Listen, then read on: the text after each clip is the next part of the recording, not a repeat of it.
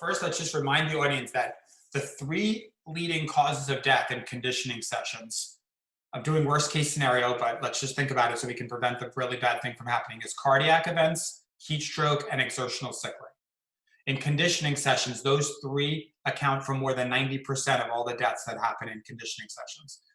So think about those for a sec. Cardiac, what can we do? Do we have an AED available during practice sessions? And I'm not talking about in the locked school that you can't get into, right? I'm talking about, do you have an AED out with you at the practice session? Second is heat stroke. Do we have cold water immersion tubs, the gold standard? Do the athletic trainers have cold water immersion tubs ready to go to cool a heat stroke? Third, do you know which of your athletes have sickle cell trait? Every state in America for more than 20 years requires sickle cell trait testing at birth.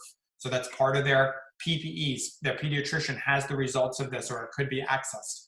So if you know who has sickle cell trait, that's hugely helpful, right? Because if someone's struggling a little or saying they're cramping up while they're doing something, you're going to pause a lot more when you know it's an athlete who has sickle cell trait.